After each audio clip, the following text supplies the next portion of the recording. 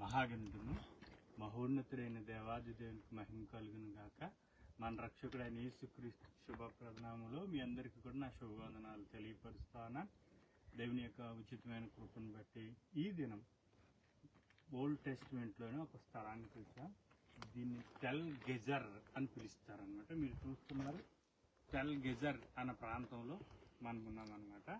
మనం టెల్ గెజర్ అనేటువంటి ఈ ప్రాంతాన్ని చూడటానికి ప్రభు ఇచ్చినటువంటి కృపను బట్టి మనం ప్రభుని ఎంతగానో స్తుతిస్తూ ఉన్నాం.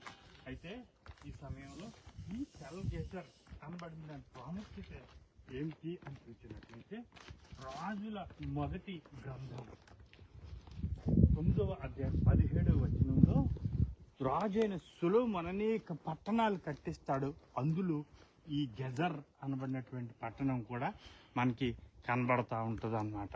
అయితే మీరు చూస్తున్నారు, ఇది ద కానానైట్ టవర్ అన్నమాట. ఇది 5 మీటర్ల ఎత్తులో ఉండేది. ఇక్కడ కనబడుతున్నట్టుగా మీకు కనబడేది ఈ విధంగా ఉంటుంది అన్నమాట. ఇది మరి ఆనాటి కాలంలో వాచ్ టవర్ గా మనకి ఉంది. ఇదిగో ఇక్కడ కూడా మనకి కనబడతా ఉన్నది. నీటిని నిల్వ చేసేటువంటి మళ్ళీ 2 పెద్ద టవర్లు కనబడుతున్నాయి. ఈ మీరు కనబడుతున్నటువంటి ఈ గోడలు ఉన్నాయి కదా, ఇవి 3000 సంవత్సరాల నాటివి అన్నమాట. అంటే సొలొమోను కాలం నుంచి నేటికి 3000 సంవత్సరాలు ఉంటుంది కదా.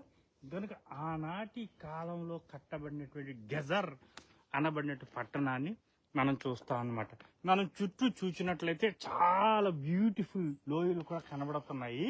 అయితే ఎందుకు ఈ పట్టణాన్ని అప్పుడు కట్టించారు, ఎందుకు ఇప్పుడు ఇలా పాడైపోయిందిగా కనబడుతుంది అని చూసినట్లయితే, సొలొమోను తన రాజ్య పాలనలో అత్యధికమైన వ్యవసాయానికి చాలా ప్రాధాన్యతనిచ్చారు.